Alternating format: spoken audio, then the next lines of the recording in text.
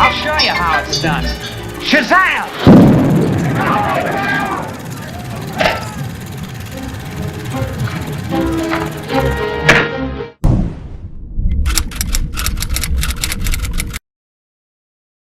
Actually, this movie makes me more excited to see his second movie because I want to see, because he had a whole epiphany about how he wants to, because later Michael's career, his music became a lot more humanitarian based. Yes. Making things like Earth Song, making things like Heal the World. Mm-hmm.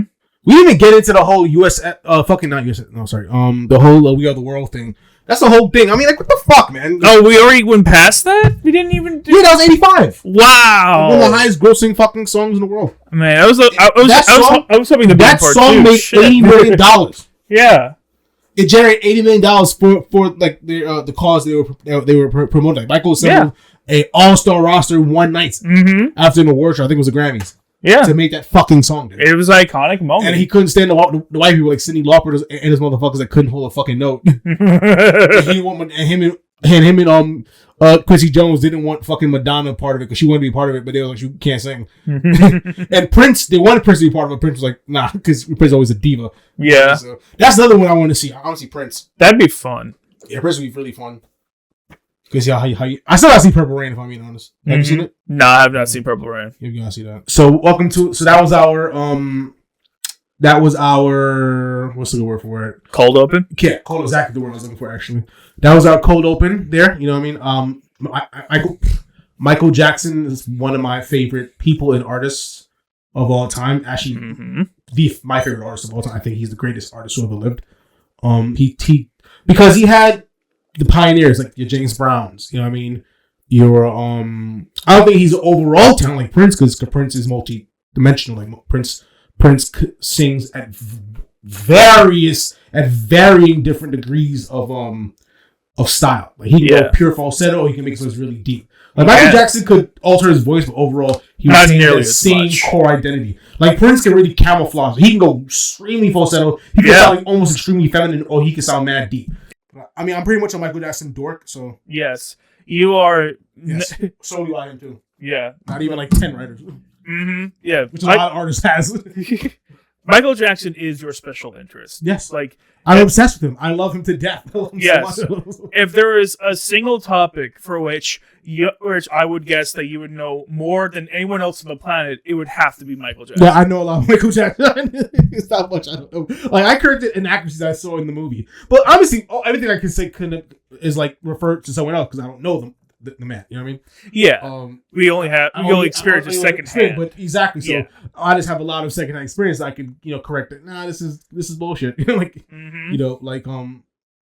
I think in this movie they definitely made him a lot more wholesome than he is a wholesome dude. But I mean, like a lot of his was came from some selfishness. Come on, too, as well.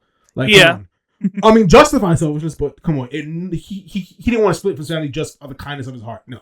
You know what I mean? Like, come on. Yeah, there's definitely more to it there, and like we know Michael the real Michael had a very shrewd business mind. He did. I mean, like, he bought fucking his friend's records. He came to this motherfucker to make 2 hit records, Paul McCartney, and then told him, he jokingly said, "I'm gonna buy your fucking records."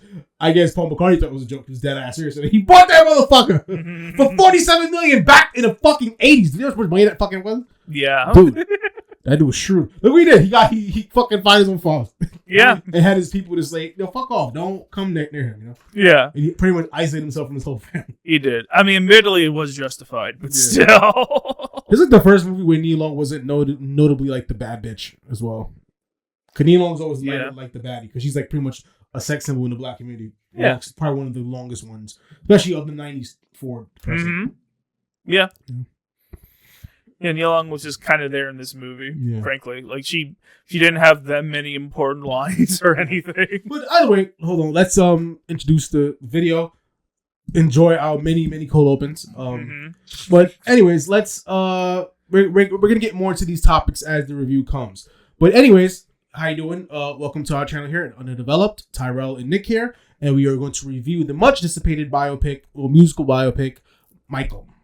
Which I thought should have been aptly titled King of Pop. I'm hoping they reserve that for the next version and not do something stupid like calling it Jackson. That would be fucking idiotic. That'd be so terrible. So terrible. I probably wouldn't watch it just off of that alone. That would piss me off. Like, yeah. The King of Pop have no choice. Like, what else you gonna fuck? Come on. So Michael is essentially about, of course, no shit, Michael Jackson. What? I thought this was about the greatest star of all time, Tito Jackson. Or the joke that people is usually running with is that it's not about a man who kills his sister and comes back from mental institution like 20 years later and tries to kill his. Well, I guess in the first movie it wasn't really his sister, but in other iterations they made him his sister. Yes. Yeah. But Michael Myers. Yeah. Ironically, Michael Myers is in this movie. But anyways, yeah, so Michael pretty much is about, the story of Michael Jackson, how he rose to prominence. But really, it's a more, because Michael Jackson's story is so layered and so much going on. The dude has been entertaining. He was like 6 years old, 5 years old. And they even have a whole movie dedicated to his childhood and his brothers in The Jacksons and American Dream. So if you want to see the real Jackson 5 and a story that fleshes out more of his brothers and his father and everyone, you should probably watch that movie. That miniseries. Because that really details that, but outside of that, then it shows Michael Jackson's a young adult, 18, 19 years old. He's about to go off into his solo album, Off the Wall, but he still is in the clutches of his very, controlling, pretty much emotionally abusive father. Like always makes him feel like shit. Drills him too hard, beats him. And he kind of has this paralyzing fear of him. It's probably triggers some of his, Michael's probably, on the spectrum to some degree, maybe autistic, as many high-functioning, talented people are. Yeah, I can see it. But definitely, with Joe, he always had to cope. And the whole movie essentially is him trying to break out of his father's clutches. And even his family's clutches. He loves his family. He's torn between loyalty and love for his family, but into expressing himself the way he feels needs to be expressed. Because he's always been under Joe's thumb, doing what he wants him to do. And now he just wants to do what he wants to do. Do things his way. So he tried to discover himself and be his own person. Yeah. But still tied to the family. He still lives at home. He still, still can't really stand up to his father. All he wants to do is stand up to his father and tell him, I'm trying to be my own man and do my own thing. But however, a part of him just, folds under his presence, and still reverts to that child that's still getting beat for missing a fucking note or not looking at him in the eye when he's performing, Yeah.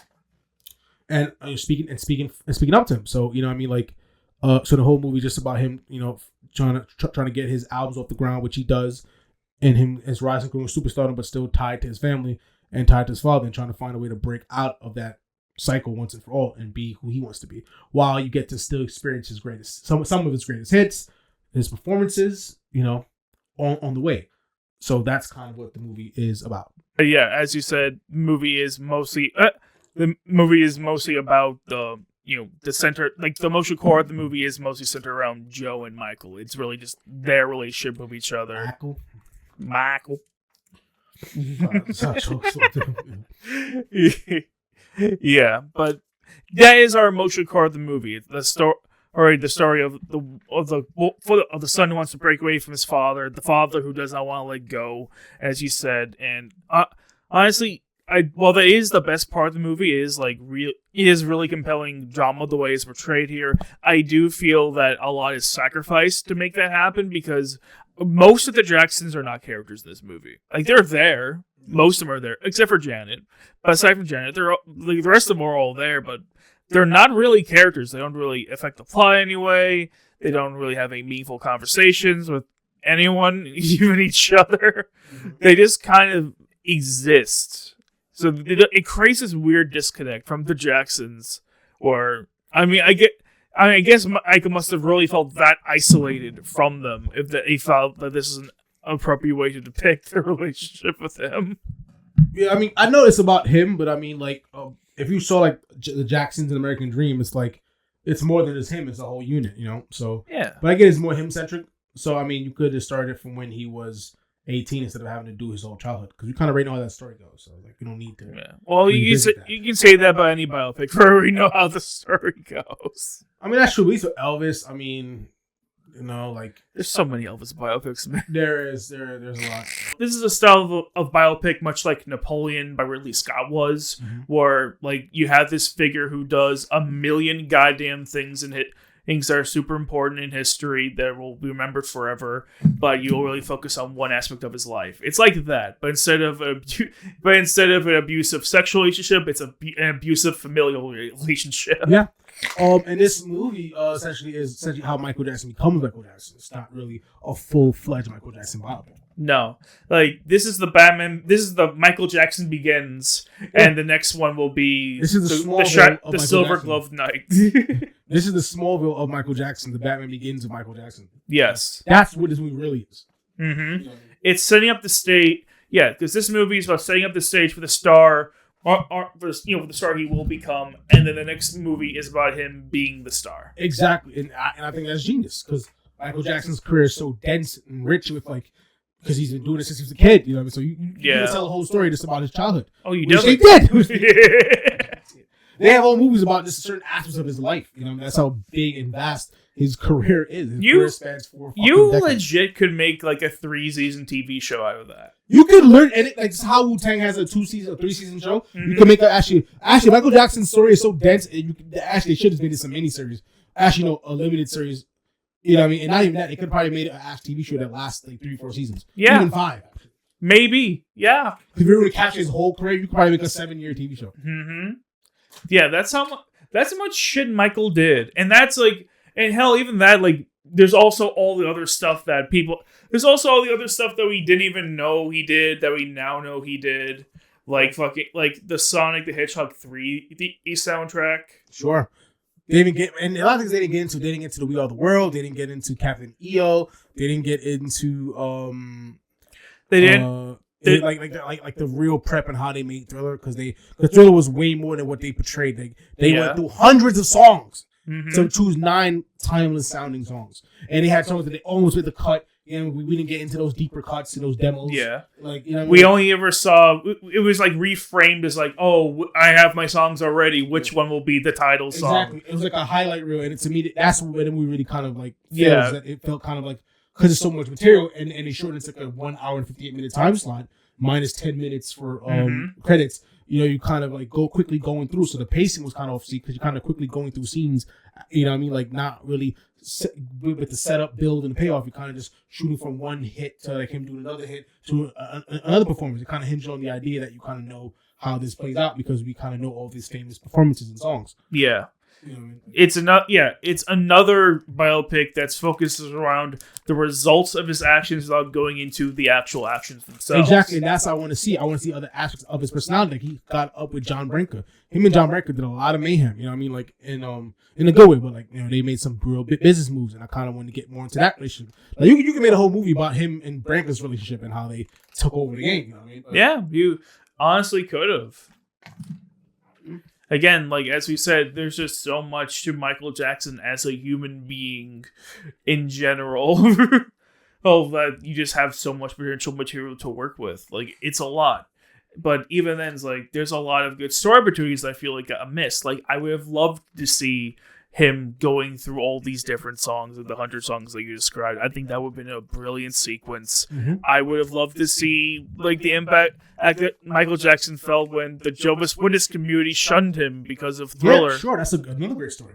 Him and Paul McCartney buying his records, making records with him, and buying the Beatles. You know what I'm saying? Mm-hmm. And the whole debacle. That would have been very interesting. You know what I'm saying? That would have been aspects of his personality. You know what I mean? Like how him getting vitiligo and getting nose jobs. You know what I mean? Like, really affected him, you know what I mean? And getting more into, like, how Joe treated him to make him feel like he had to do that instead of just, like, quickly glancing at those details and then moving on. You know what I mean? Yeah. You know? Like, I'm glad he did, like, at least his hair getting burned and that whole thing. Yeah. That was something. You know? It was, like, it just kind of happened there. But, yeah, at least it was there. It was something. It was the only real... It's weird. I feel like it's so out of place in the movie, though. Like, I'm thinking about it, and I'm like, that scene just kind of comes out of nowhere and then immediately resolves itself. That's not really a scene that actually added anything. Maybe that's something they could have cut. Yeah, other than the scene with him and LaToya, you You know, she was saying Oscar did a job too. That's the only real thing that came from that. Yes. And then the whole scene with him and Joe kind of gave him a weird look. Mm-hmm. There are some just flat out pointless scenes in this movie. Yeah, but I think they felt they had to mention it because it was a noticeable change in his nose. Yes. Even though, you know, they explain it. I mean, a lot of people were doing it back then. A lot more feminine people, but, you know, it is what it is. Like, at least he had a good reason because as a performance, like, because one thing they did, like, do that I like is that it was about how Michael also cultivated his career. Like, example, not being someone that's going to be doing interviews every second. Yeah. Not being, you know, I mean, like the reason why he wanted his nose job, the real reason was because, you know, he wanted to look presentable because his nose takes up too much space in his face. So he wanted something a little bit more symmetrical. And I like that they actually took time to actually explain that. Yeah. Instead of going with the whole his nasal allergies, whatever. You know what I mean? Which is really you know, that's because he told that to his father because he was embarrassed to say, I got a nose job, you know. Mm-hmm. Oh, I thought Quincy Jones' portrayal by Kendrick Sampson was really great. It really was, jazzy, that's so little. Really soulful. Yeah, that's really pissed me off because Quincy was instrumental in his most classic records. You know what I mean? Like him going solo and making his music and the tiring, long process of them in the studio. I felt he didn't get the kind of, especially with a good portrayal like his. I feel it didn't really get what it was earned. You know? I agree. Like when I saw him, I thought he was going to be a much larger part of the movie, but no, it was just a quick, "Hey, Quincy Jones is here, bye," and then his brother's just an afterthought. Yeah, I know it's kind of like how it is in real life because, but still, I mean, come on, you know. Maybe let's see some jealousy, some actual dynamics of how the family really ran instead of just simple shit. You know what I mean? Like simple. Oh, you don't play Twist with me? Oh, you guys suck. You know, like I know. Let's see some real like. You guys aren't funny anymore. There's these background dancers of supportive people that are like, where's the friction? Where's the jealousy from Jermaine? Come on. Where's the family squabble? Exactly. Like, that would have been so interesting to see, but no. Instead, we have a whole bunch of... Jermaine. Yeah. Then we have so many Jacksons, and so little of them have much of a presence. Only two of them. Only Joe and Michael have a real presence in this movie. And his bodyguard. Yeah. And Nia Long too. I think this is much different. Yeah, they could have done more, but she was always like the softer maternal vibe, and I thought she was always Michael's anchor, which I thought, you know, could have been implemented a little.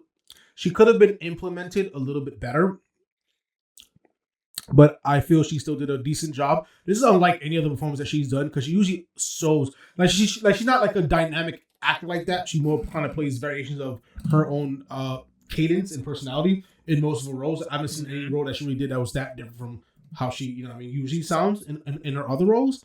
So this is one that she really kind of had like a more of like a, this goes out of her wheelhouse in how she usually portrays herself in films.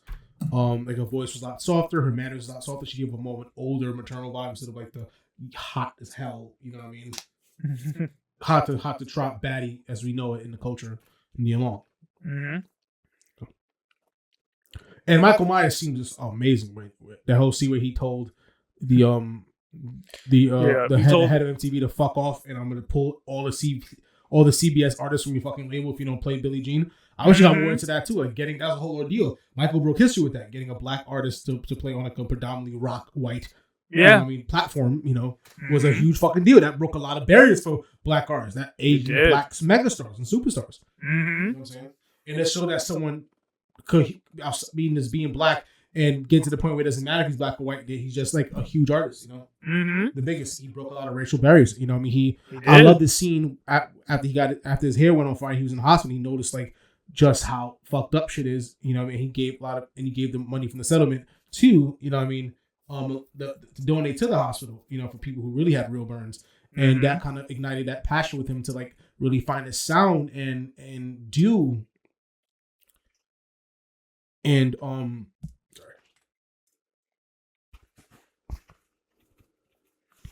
and become a more of like a humanitarian, or to speak about human issues and the human condition and the world the way it is. Like he's done songs like Earth Song and Heal the World and Will You Be There, and you know, like a lot of Dangerous and History gets into a lot of those kind of sounds. You know, when he's speaking about like the state of the world. You know, I mean, like Stranger in Moscow. Like, he got semi-political, like about the human condition and state of the world, you know, and that was one of the first few things in the movie that really, you know, like sparked that side of him, because he became a huge star in that kind of way, because no one really makes those kind of humanitarian anthems that really sound like straight up good songs and huge hits at the same time. Yeah. And also We Are the World, you know, something. Yeah. They didn't get into that, which would have been a nice scene to them to do. It's so weird that they didn't get into They probably want to the cast a world. lot of these freaking celebrities, these real life celebrities. Mm-hmm. You know, but I mean, yeah, but still, come on. Like, again, like, there's just so many interesting parts of Michael's life that could have been explored, but didn't, and probably won't be for the sequel. yeah. So, I don't know. I guess you just, like, I think Michael is a pretty decent film on its own, even as a first, like, not only as just a first half of a set of two movies, but also just a standalone movie on its own. I say it's pretty decent. It explores its themes pretty well. It has good dynamics between its main cast, though the actual number of important and interesting cast members is shockingly small for how many characters there actually are in the movie. So I'm ready to go into scores if you are. Sure. I think I'll give this movie a solid 70. Mm-hmm. The details was a little lacking, but they did tell a complete story, at least despite what people were saying about it. Yes. It's a much more honed in story that I think builds its inevitable conclusion, and a really good conclusion when he did this whole bad performance. It all built up, you know. Mm-hmm. And solid portrayals from the kid version of Michael Jackson and the adult version by Jaafar Jackson, Mike Myers, Colman Domingo, and Kendrick Sampson. So yeah, I thought those, especially of course Jaafar Jackson's performance is always magical, and he really captured the essence and magic of what made Michael such a star. I felt the spirit of Michael in a lot of these scenes with him. When he did Human Nature, when he did Bad, I felt the pandemonium, I felt the magic, I felt the personality, I felt everything, and that's what this movie. That was the main objective of this movie, really. To reignite the passion that the fans have for him and the love the fans have for him, and I felt this movie definitely honored him in that regard. I agree. I think he did. Personally, I wasn't. Personally, I enjoyed this movie a little less than that because I'm not super knowledgeable about Michael. I'm super massive Michael Jackson fan. I was not that I think it's bad or anything. It's just like I'm not one of the super fans that knows all the things about Michael Jackson. Yeah. So, as someone who does not have that level of enthusiasm or knowledge of Michael Jackson, I know literally all the songs from the solo album, all of it. I'm not kidding, all of it, even his B-sides, even his unreleased shit. I know it. I don't doubt that. I really don't. As I said, it's your special interest. But it's my obsessive passion. Yeah. Michael. But I didn't get into him until he died. I was like, because I knew him big. I was fascinated with the Scream video. I was fascinated with Thriller, of course. But I'm scared about Thriller as a kid. But like that's like the. But I just knew he was this huge dude. You know, like this big deal. But it was until he died. You know, I honored him. I started watching his videos and music, and I got engrossed into his music in the whole summer. I was watching all of his shit. I'm like, he's fucking awesome. Because he embodies what it is to be a superstar. You know what I mean? He honed himself to the point he did everything right as a superstar. The way he laid out his albums, his album layouts, his business moves. The motherfucker bought Sony ATV Publishing. He owned masters of almost everybody. And then he killed this motherfucker. Because he had blackmail too much fucking power. Outselling all these white motherfuckers. You know what I'm saying? But anyways. But yeah, I said the movie also did some things not right. I said the details were lacking a lot. A lot of scenes, a lot of big moments I felt was cut out, you know, because they wanted to shorten the movie. It just, you know, it felt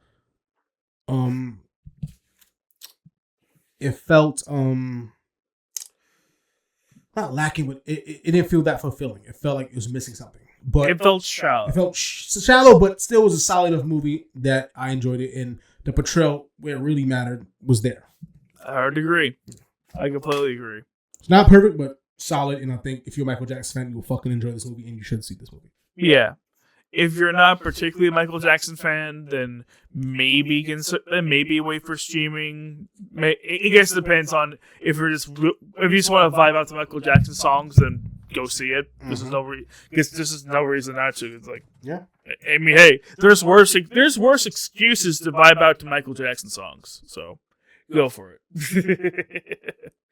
As always, do support good movies, your local movie theater. Please let us know what you think about Micheal down in the comments below. How do you expect the follow up that hopefully won't be named Jackson is going to be? That's a question we want to answer too. God, no. And also hit like the subscribe button. We'll see you next time for some more content. I'm melting like a candle wax. Don't stop till you get enough. We'll never know if Annie is okay. Annie, okay? Are you okay? You've been stuck by a smooth criminal. Ow! Oh, I love the opening. The opening was amazing.